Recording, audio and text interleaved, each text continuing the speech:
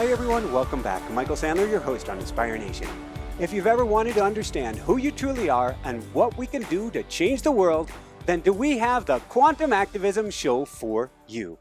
Today I'll be talking with Dr. Amit Goswami, world-famous physicist, pioneer of the quantum worldview, the best-selling author of numerous books translated into at least 9 languages, including the textbook Quantum Mechanics, and a phenomenal documentary, The Quantum Activist. And that's just what I want to talk with him about today, about how to discover who we are, take a quantum leap, and help save the world. That, plus we'll talk about Fred Allen Wolf and pink Cadillacs, electrons and free will, the doobie-doobie-doo lifestyle, what's the new G-spot, and how many angels can dance on the head of a pin. So welcome back to the show, Amit. Are you ready to shine? Absolutely. We are ready to go. Thanks for having me. So, and we had internet connection challenges right before we begin, and that's almost not unexpected with you because I see that with the highest flyers on the show, we have the most technical difficulties. That's nice to know. So, before we dive right into things, can you tell us what's wrong with the old worldview? Well, the old worldview was Newtonian. In that worldview, everything is deterministic. We are machines and we cannot change. Of course, if we cannot change and the way the world is going, it's very, very tough to handle. Fortunately, the quantum worldview has now replaced the Newtonian worldview, although the diehards are holding on to it because they would rather believe that human beings are machines than have to change. But those of us who are ready to change, my estimation, and many people are estimating the same number, about 15% of the population, quite big, 1 billion in a planet of 7.5. So we can change, and we can use the quantum worldview to change. This is the idea of quantum activism. We have to change ourselves in order to change society, and we have to do it according to the quantum principles that quantum worldview is giving us. And that is the exact mission of the show and why we're doing what we're doing so that we can help achieve this critical mass and take our electron from one state basically to another. Yes. Yes. So with that said, if we look at science, can we find evidence of God, and I'll put that in quotes, through science?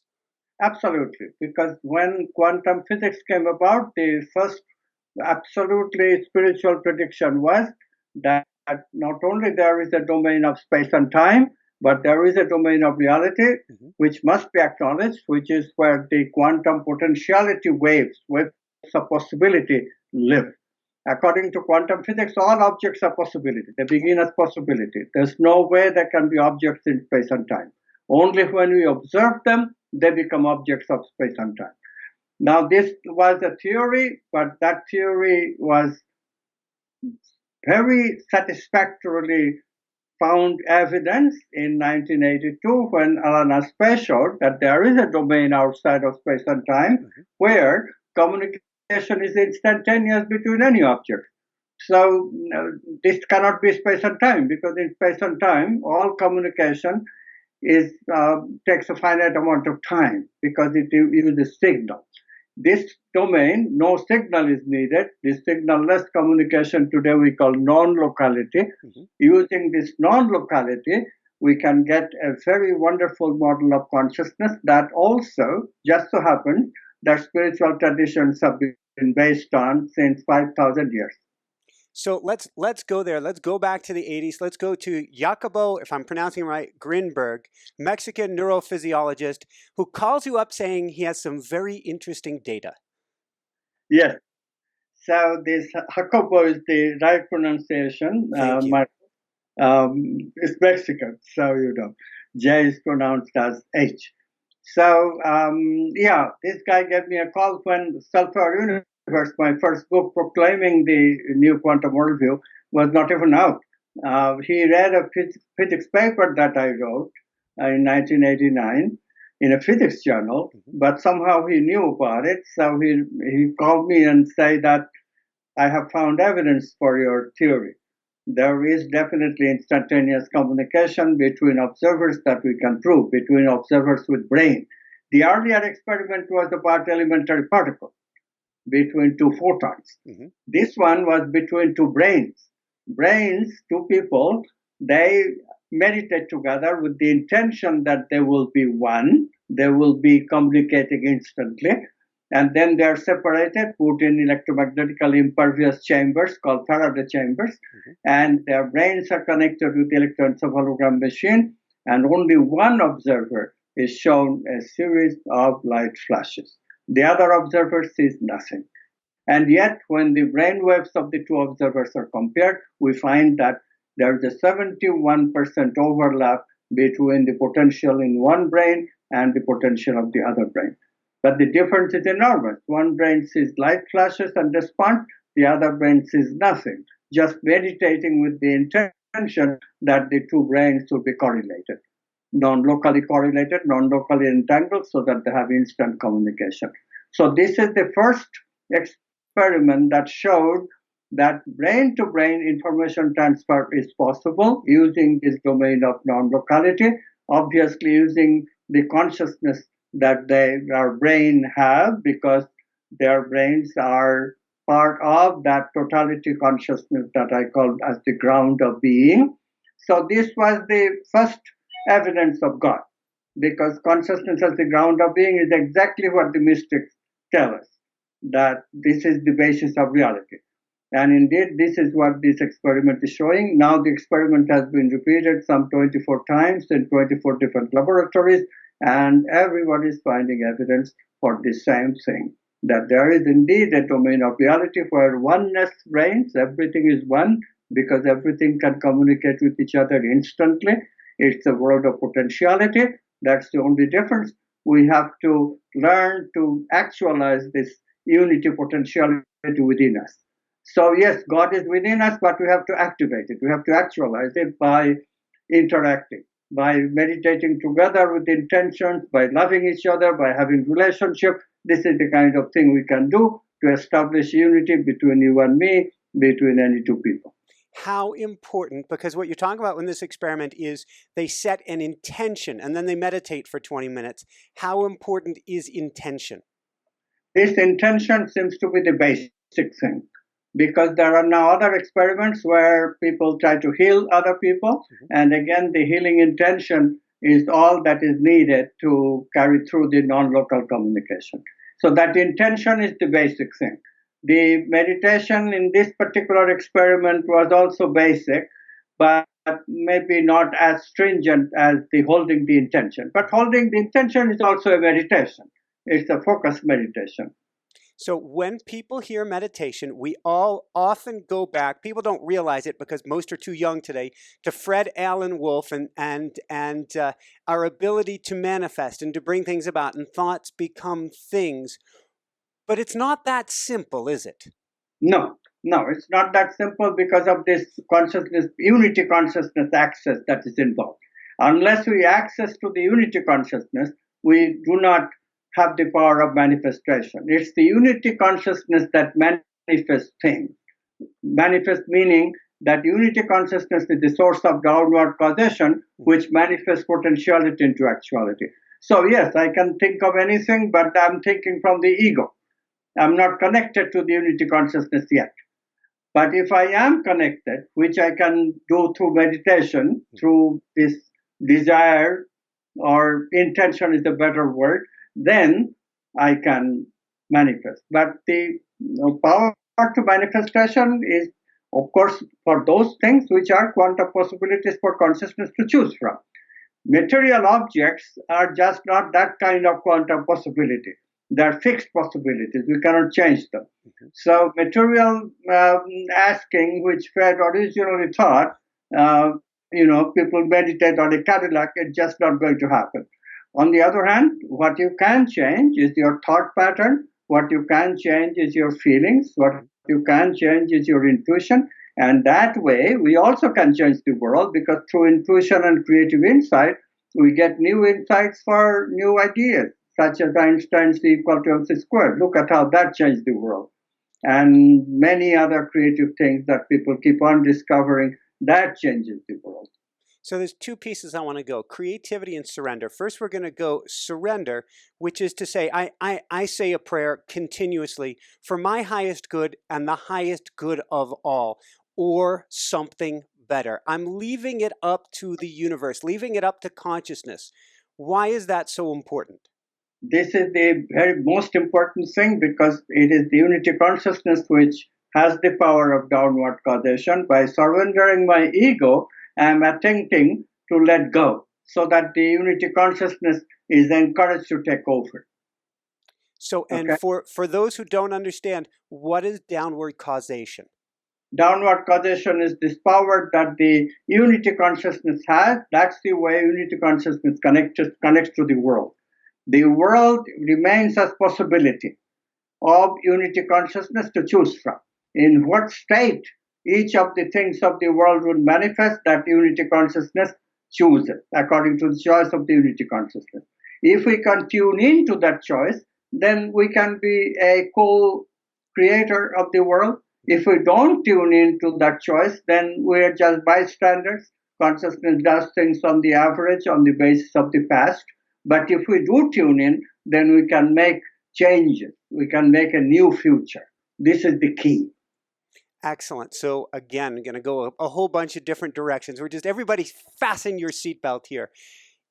The way I'm thinking about it, unity consciousness is in essence, that mean we are one mind. We are one mind, yes. Correct. And so when you say that we're tuning into consciousness, we're getting out of the little mind, getting out of the ego's desire, and plugging in for that greater good of all. This is why you mentioned greater good. So in my intention setting, I always intend first for myself, and then I immediately relax it to say that let this intention be in completely consonance with greater good. And then I surrender to the divine by saying, let this intention be in tune with the movement of consciousness. And then I become silent. That way, I guarantee, first of all, that it is not a selfish intention. It is intended for greater good, but not excluding me either, because then who am I? That question will come up. I am important too. I am part of the whole. And then surrendering, that's the most important step. And then we end always in silence, because in silence, the choice can happen. Well, and that gets to your doobie-doobie-doo, a philosophy of possibilities don't come about when we're in that doing state and don't have that pause. Exactly. So it's always in the pause of the be, of the relaxed being. So, I teach, do meditation, which is focused meditation called concentration meditation. At the end of the show, we'll do a little bit of that be meditation, which is not as commonly known.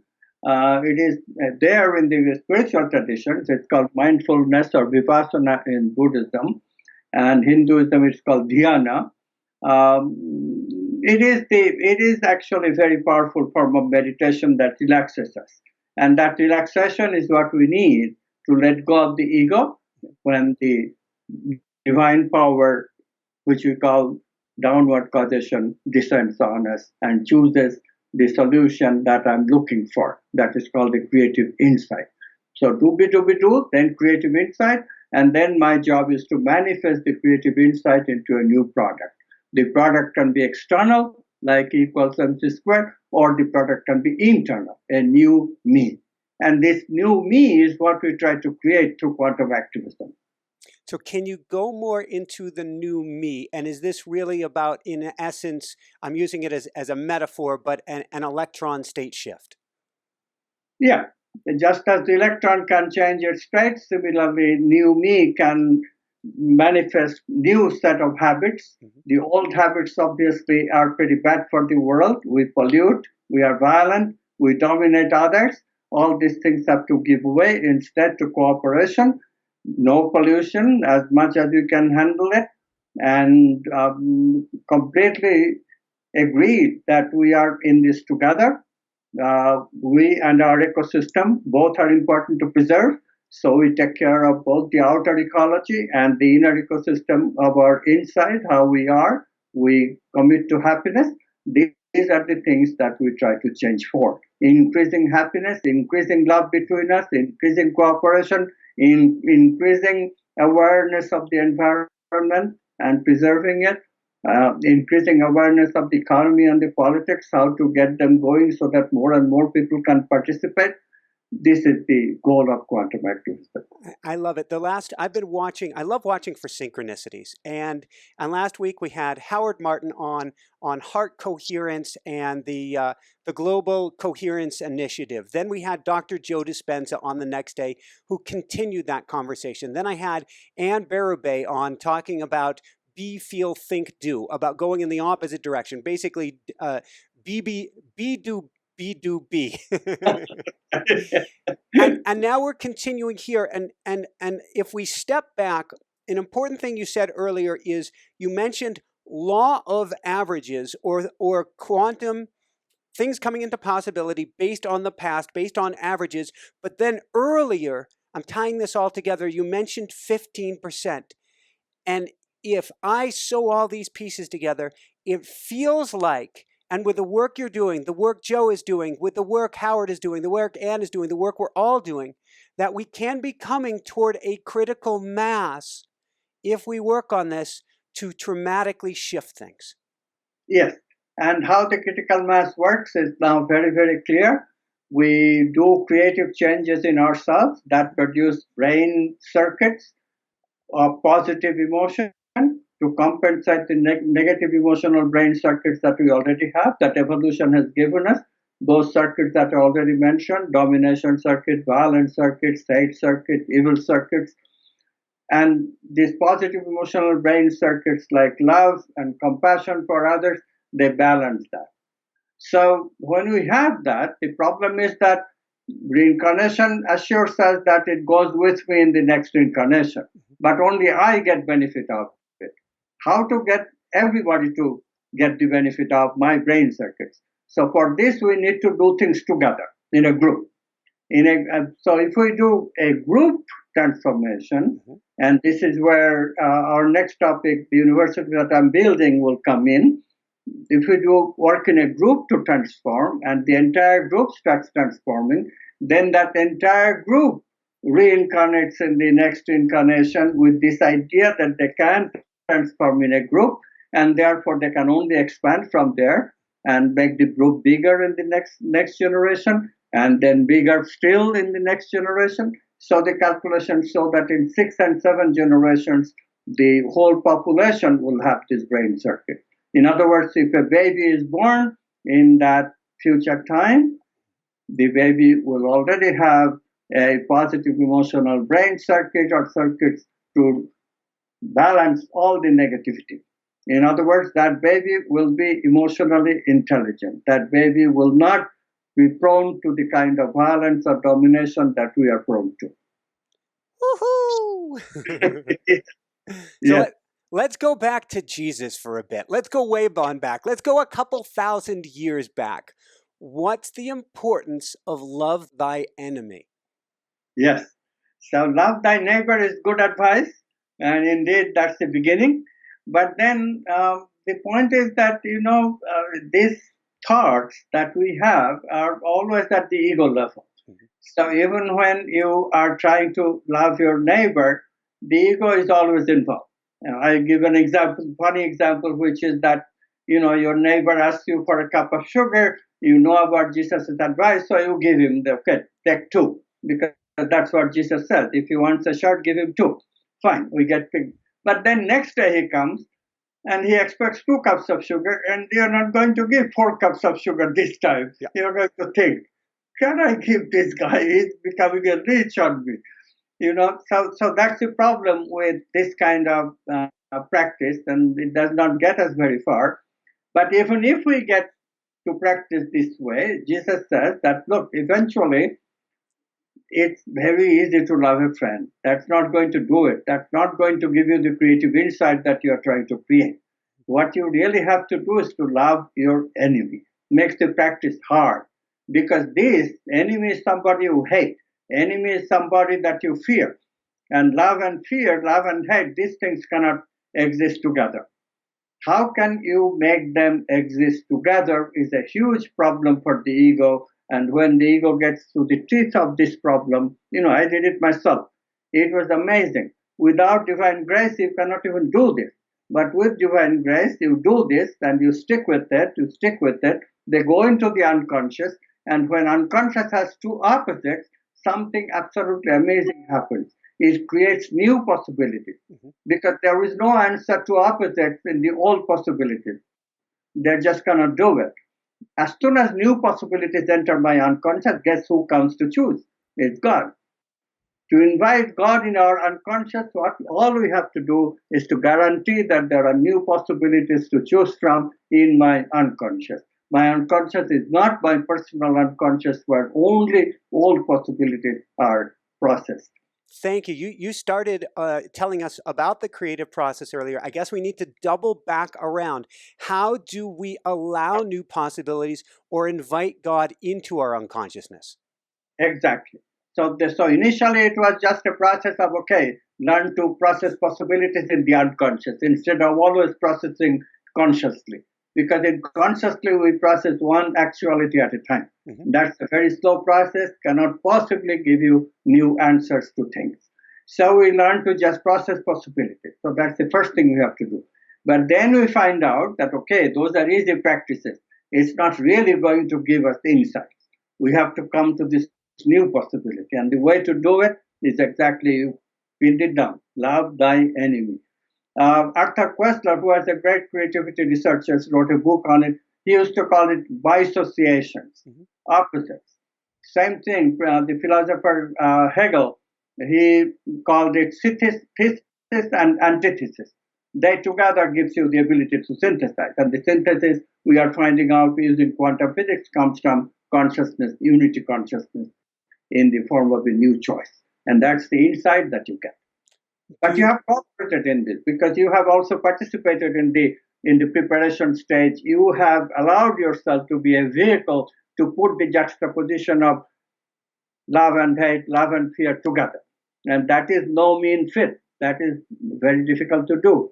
But if you practice, if you go on practicing with intention, divine grace descends upon you and you are able to do it. And when you are able to do it, within a few hours to few days, the insight will come. I guarantee it.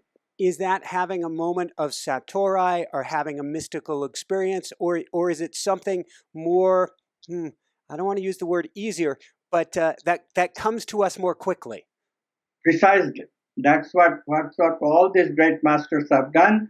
There's always a period in which joy is mixed with grief. There's this dark night of the soul, all that mixes with great amount of happiness. When that simultaneously is in the unconscious, then the divine descends. Well, it's fascinating. It's something you've talked about in your books. You've talked about in your documentary as well. That strife, that fighting, that difficulty, that challenge may actually be not just good for us, but essential for our evolution. It is. It is indeed. This is why we create crisis.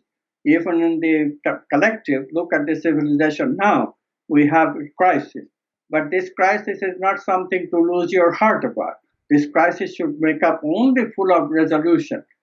Give us the resolve that we can solve the crisis. We can be creative about solving it. This is what quantum activism is about. Yes, we have to be activists. We have to work hard. We have to change ourselves and then be examples for the rest of the world to follow. Otherwise, there is no example, nothing will happen. This is what happens to people. They don't walk their talk. They talk a lot, people listen, but people let it go because they know that nothing will change. Nothing will ever change. And this kind of thing is what is happening in Washington. This kind of thing is what is happening in every capital in the world today. Nobody does anything that they propose. That will not be creative. Creativity is about being authentic. If you propose something for others to follow, you do it yourself. Walk your talk. And what gives me great hope, I'm living in Basalt, Colorado, outside of Aspen, Colorado. It's been 10 to 15 degrees above average every single day this summer. The mountain, Basalt Mountain, an extinct volcano, is on fire right now. We've got a 13,000 acre forest fire behind or across the street from us. And you could look at these things and go, oh my God, we're in trouble. Interesting language choice. We're going down. But I see humanity. I see possibility. I see us that when that crisis comes, something binds us and brings us together. Yes, they do. Indeed, we have a kind of a altruism circuit which gets activated when calamities occur. And this is very interesting because people can get reassured, yes, they are not completely indecent in spite of Donald Trump and others who are trying to do their best to make us into dog-eat-dog people. But we are not that. We can help others, and these circuits are very helpful to remind us of that. What I'm suggesting is even deeper.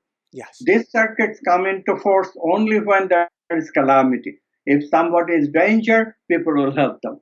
But people need to help other people even though there is no immediate danger. The point is, America is an affluent country. Why should here people be homeless? That's the point. The point is that we need people to come here and migrate. Why shouldn't people be allowed to migrate if they're qualified? That's the point. So, when we understand about cooperation and love, then we don't resist these things. We welcome these things. That ability to welcome what is desirable, what is good, what brings out the best in us. That welcome, that Statue of Liberty in New York represents. That welcoming is what we have forgotten in America, and we have to bring it back. Thank you. So how do we change our circuits, or how do we get, and you've already been alluding to this, so I'm just asking it in a second way, I guess, but how do we get ourselves out of that state of me, fear, little self, and say, wait, that's one arm of a greater being. I have to leap above that and look at the whole. Yes.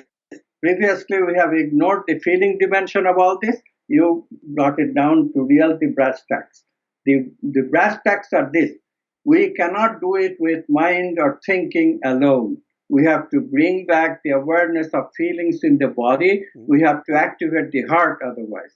The greatest discovery, Michael, that happened to me in the last 3 years is the discovery that there is a self in the heart. Quantum physics is allowing us to posit that there is a self in the heart, and the evidence is abundant for it. The evidence has always been there. We just did not have any theoretical model to prove it. Now we have a theoretical model to prove that there is a self in the heart, and if we can activate it, which I have, and so it's quite doable, although it took me 40 years or so, but I didn't know the process.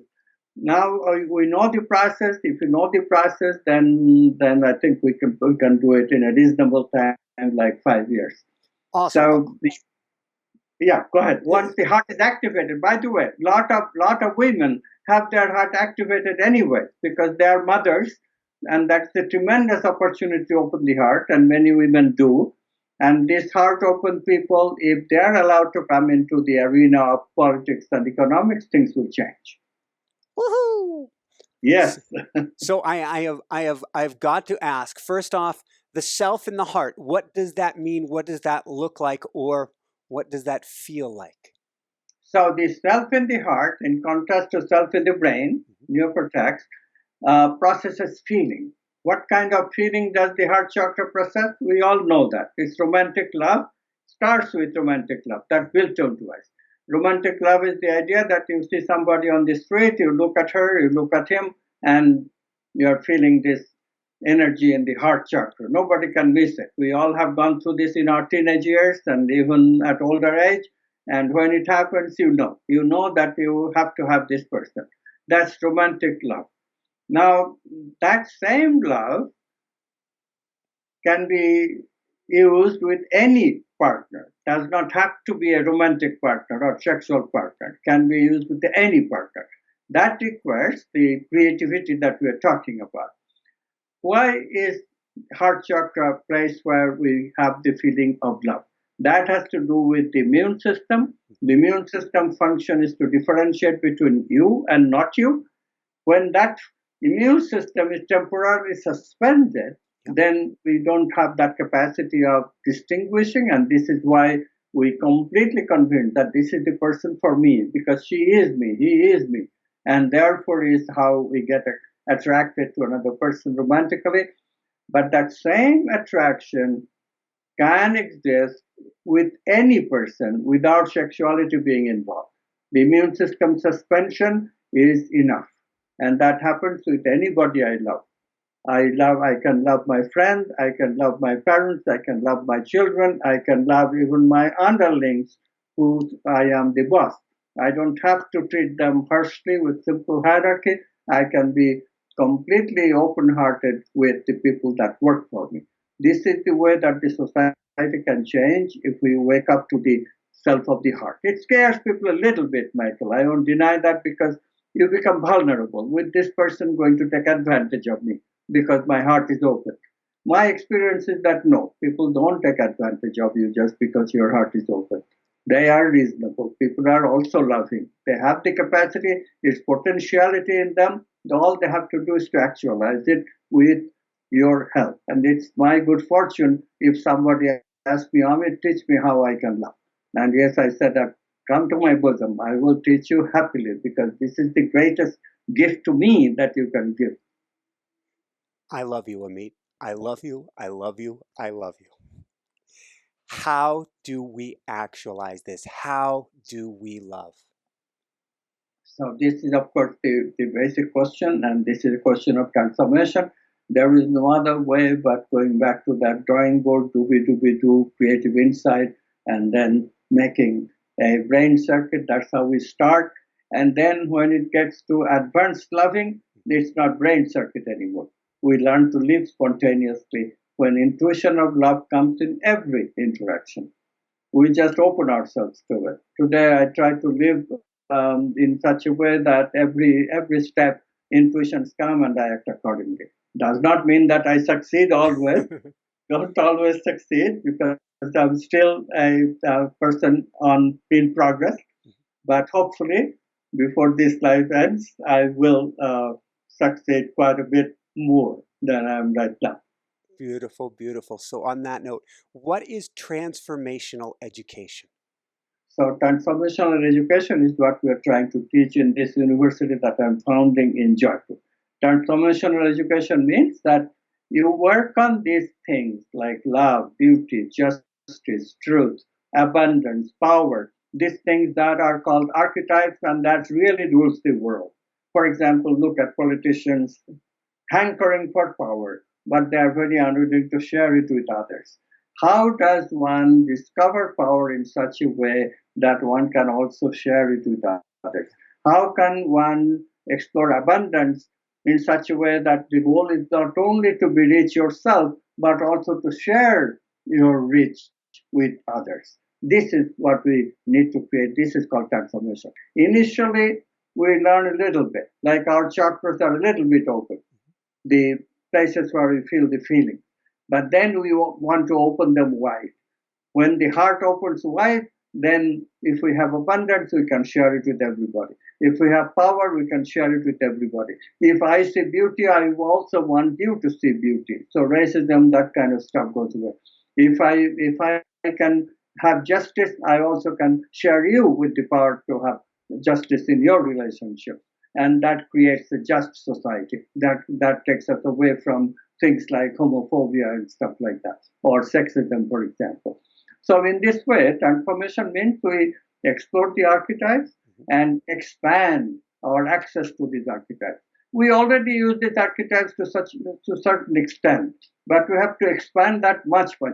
For example, take the archetype of goodness. Yeah. Yes, Americans are good to each other in times of crisis, but can we expand that in all times? Why should we be hating each other at other times so it's not a crisis?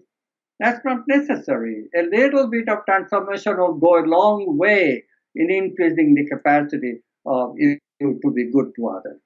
Well, it's the opposite of either the current paradigm of education or the most recent paradigm of education, which is fight for your grades. It's either get yours or somebody else is going to get theirs, and scarcity and materialism.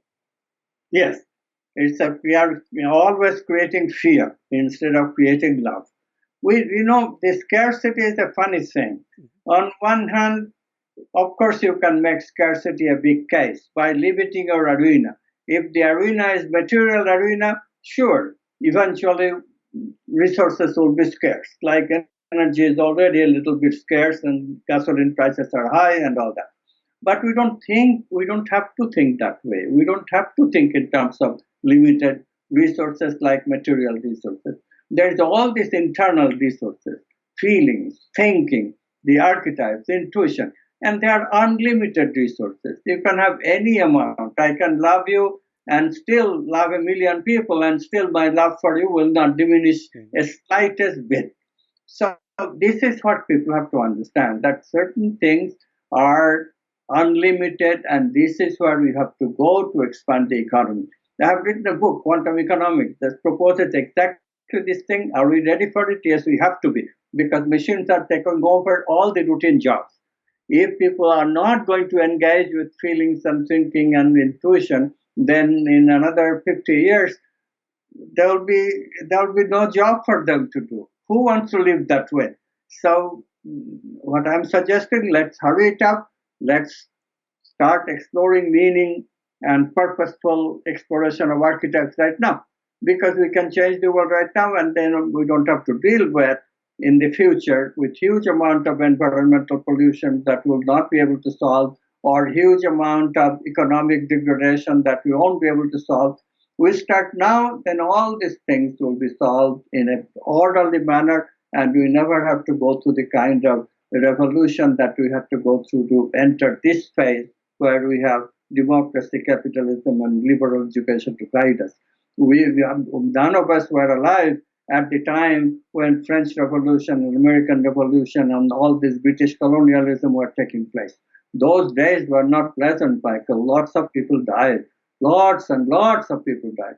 In just, last century, we had World War II, where 60 million people died, and then Stalin and others killed another 60 million. So, 120, 150 million people died.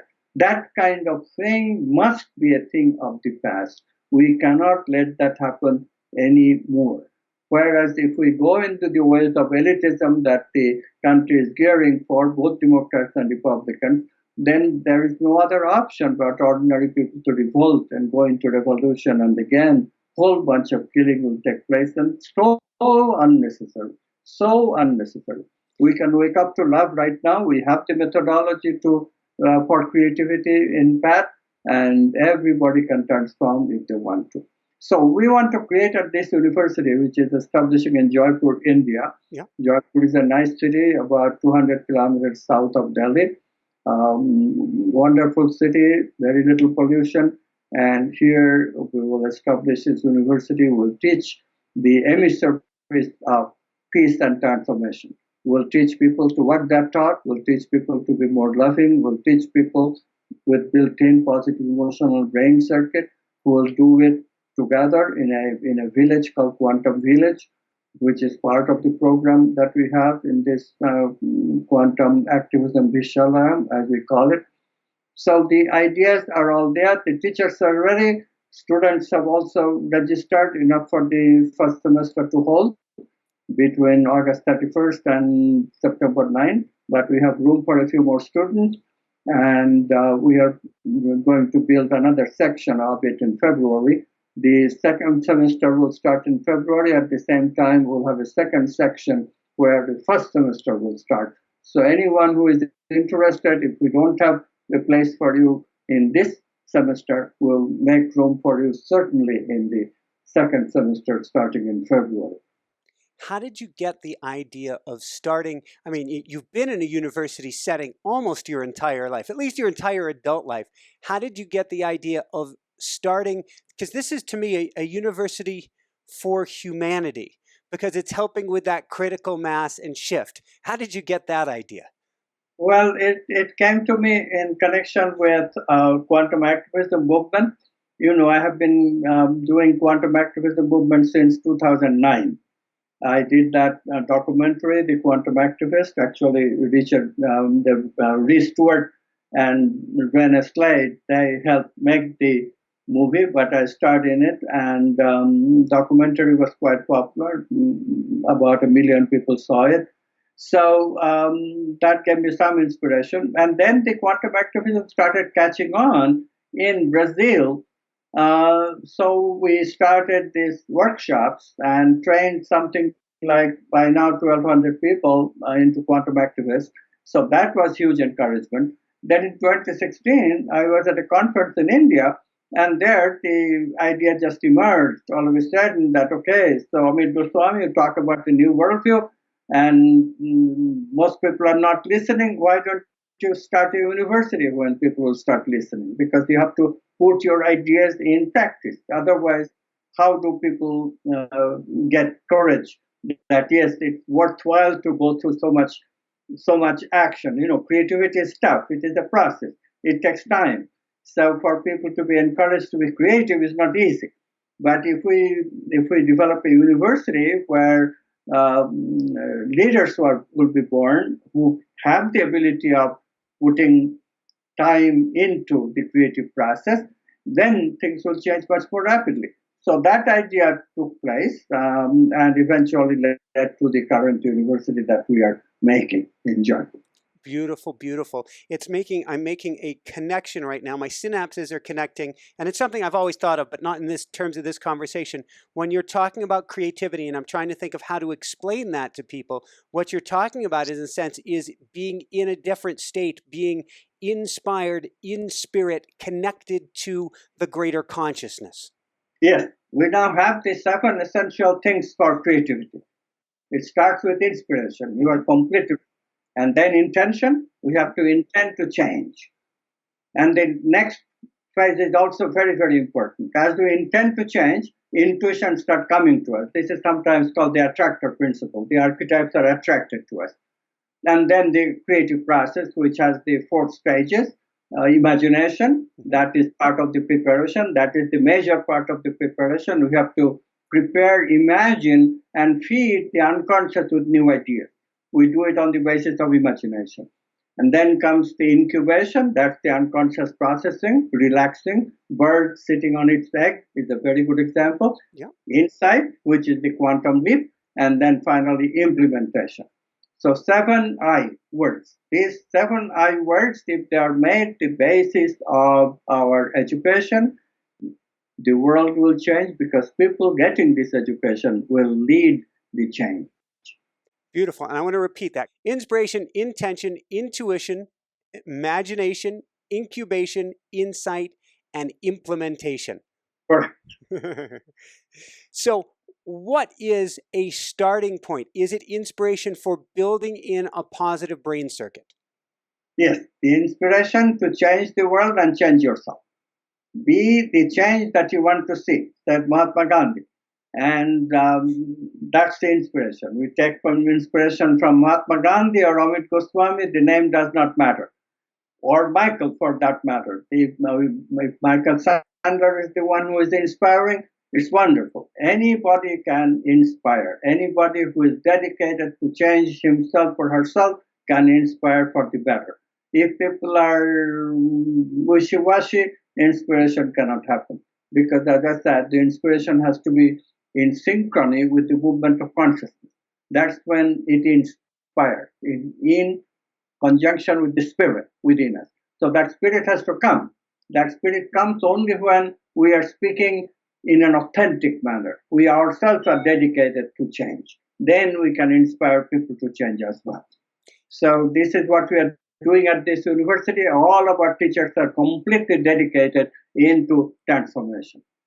Is it easier if we plug into consciousness, or for plugging into consciousness, is it easier to say, I fix, there's a better way to put it, but I help myself first, and then I help the world, or to skip, not even worry, and say, I'm helping myself for the greater good, and I'm just going to use that as the end goal, is how can I help the greater good? Yes, so the idea is that I'm never leaving myself out of the equation because we must be driven by self-interest. Adam Smith was completely right. It works for capitalism. It works for everything. Rabbi Hillel put it wonderfully. If I'm not for myself, who am I?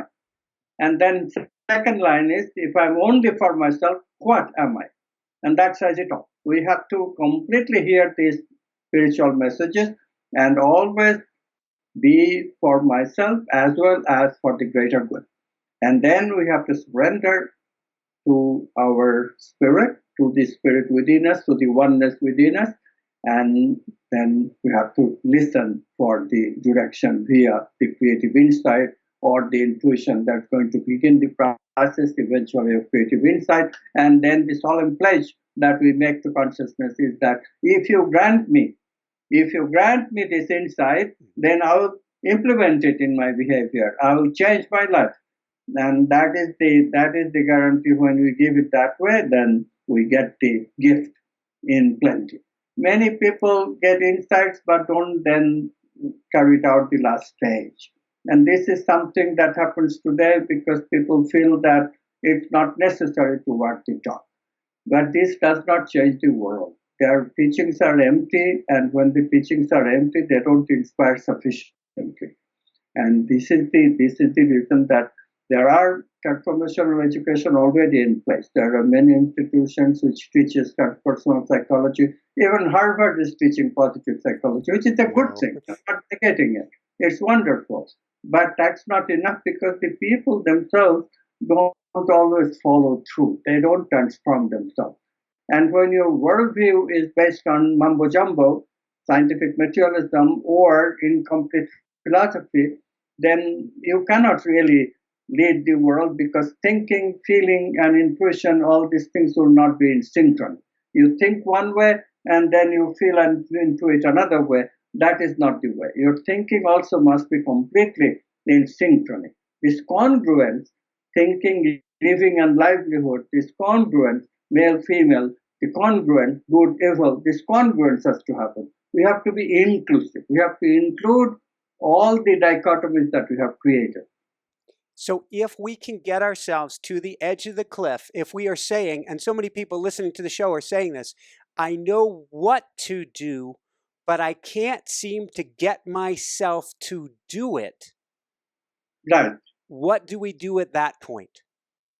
Well, at that point, there was a very beautiful shloka in Sanskrit that says exactly that. I know what has to be done, but I cannot do it. I know what has not to be done, but I cannot refrain from doing them either. So then what do? The first thing to do is to surrender, intend to surrender. I surrender to your will, O one consciousness, and whatever direction comes, insight comes, intuition comes, that I will do. I surrender, and whatever the intention, the intuition, and the insight comes, I'll carry it forth. That's the promise that we have to make. That whatever you send me to do, I will do. That puts us into sync with the movement of consciousness, and then we can do anything, Michael. We can do anything. Fred Allen was not completely wrong. Yes, we create our reality. Only thing he was not subtle enough to realize is that it takes the cooperation of the unity consciousness. It is within us, but nevertheless, we have to open up that part of ourselves, and then we can do it. Then we are empowered to do anything. Woohoo! Yeah. What advice would you give parents to teach their kids or help their kids with this today? Yes. So we have parental education would be a major part of it. Right now we are starting with 1-year certification, but we have full plan of having a master's program, going into a PhD program, and we'll have teaching parents, teaching relationships to people who will be in romantic relationships, marriage relationships. Those things will be very important part of the schools. Transformation means teaching how to live. And you look at the university curriculum today, even high school curriculum, even elementary school curriculum, nowhere are these things found. Very little on relationship, very little on parenting, very little on any of these things which are useful for us to live, not make a living. To make a living is adequately covered. Job training. So education does job training, but the jobs are not in consonance with how we live. This is how my whole change came about. I was doing what is called theoretical nuclear physics. I was worried about, very much like how many angels can dance on a pin. Because that's what I was doing. I was looking at nuclear structure, but what does that got to do with my life that I was living? What the challenge was, how to love my children, how to love my wife, and those things I absolutely did not know at all. I had a PhD, and I was called by some people who were brilliant in nuclear physics, but did not give me the ability of loving my wife or loving my children, and that's what made me aware. Why do I live this way? I must be able to do my job in a way that is also commensurate with how I live and how I think. And to bring that synchrony, being that congruence between thinking, living, and livelihood, which was got to me the later part of my life, the last 40 plus years, and it has been wonderful, Michael. I tell you, I'll not trade it with anything. Well, you're on fire. You've got a mission, and I think it's a mission that we'd all benefit from getting on board with. And everyone can be in the same kind of mission, really. Life is about that, meaning and purpose. So on that note, where can people go to find out more, to find out about your university, to find out everything? Okay, so this is their website is www.quantumactivism.org. QUANTUMACTIVISM.org. Quantum Activism, one word, .org. And you can also go to my website, which is www.amitgoswami.org. AmitGoswami.org. Either of these two websites will enable you to get all the information that you need to register. Don't forget that the university will open its classes proximity 10 days, and again proximity 10 days in February. Rest of it will be on the internet. Our fees are extremely reasonable, and you are very, very welcome to become part of the Quantum Activism Vishalam family. We are creating a new idea in education, transformation of the human person. We think that we have the know-how, and it's a question of your dedication and our ability to teach you that only thing that has to be enacted. And we are enacting it. This August 31st, August 30th is inauguration. Everybody is invited to that. This is a wonderful event, I hope, in the annals of Earth's history. I've got tears. I want to send everybody over there, Amit. I want to send everybody I can. QuantumActivism.org and AmitGoswami.org as well. Two last questions, then a brief meditation. First off, if people are inspired to take action today, I want to give them one homework assignment that they can leave with so that they actually do something today to make change. Okay. So this meditation that I'm going to read you is a very powerful meditation for relaxation. As this entire hour, we suggested, both Michael and I, that relaxation is very important. This is where creative insights come. And this meditation will teach you. And, I never propose that you meditate for long periods. If you just do this for 5 minutes a day, and we'll just do even shorter. Right now, we'll do just for 3 minutes. But this meditation is very powerful. You will see why it is as I guide you. Okay, here it starts. So, and if you're driving a car, do this later when you have the time to be present. Okay, so sit comfortably. A good way to become comfortable is to find yourself a good sit. It can be on the floor, it can be on a chair. And if you want, you can tense your body for a second with breathing in, and then breathe out and leave all the tension. Let all the tension leave it. Do it once more, and now you are ready to start the meditation. Meditation begins with watching your thoughts. like you are watching clouds in the sky, you are watching your thoughts in your mind's sky. Eyes closed, including my voice. My voice will also come just as a thought because that's the response that you get in your mind.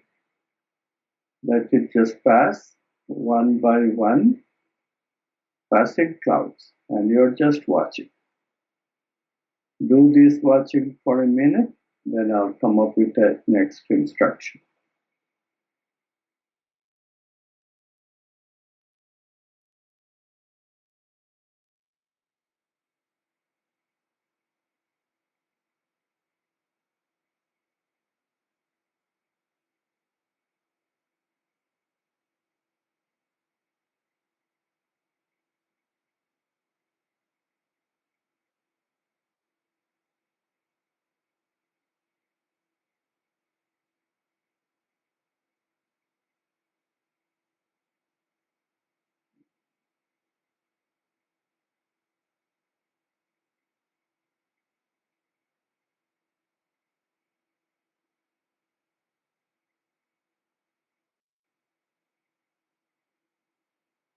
Okay, now that you have become used to watching your thoughts, the trick is not to get attached to any particular thought. As soon as you become aware, you let go. Okay, but now to the next stage. Start watching the watcher. Ask the question, who is watching that thought? And watch that watcher. This is called witnessing, become a witness, where in the field of awareness is subject, you, looking at the object. But looking at the subject this way, subject becomes a me. Notice that this is the me that you are so attached to. Watch this me, how this me become attached to one particular thought and get absorbed in that and does not have the ability of letting go of these thoughts that completely entices us. You can only find that out by watching your me doing this. This is why this meditation is sometimes called mindfulness. We become mindful of our pattern of habits. But look, there is a better thing that can happen here. Just think about it. You can watch the watcher of the thoughts, but you can also watch the watcher of the thoughts, right? It can go back infinitum, but of course it is more difficult to go back. But you can in principle. So in principle, what happens is that if you stay with watching the watcher, then you may fall into these deeper states. And then you reach a state which you call quantum self. This is a wonderful state where there is no me. You cannot objectify that state. That's where the bottom line is. That's who you are. That's the I. And when you fall into this expanded I, that's when you feel relaxed because this expanded I is the unity consciousness itself. And that unity consciousness expands your consciousness so much that you feel happier. That happiness is what you experience as deep relaxation. So when that relaxation descends, just be there. Okay? So we do this for another 2 minutes. And if relaxation happens, wonderful. But if it doesn't happen, don't be discouraged. Sooner or later, it's bound to happen. This is why it's also called relaxation meditation. Both of those names, mindfulness and relaxation, both of those names are completely appropriate and very useful. Okay, 2 minutes.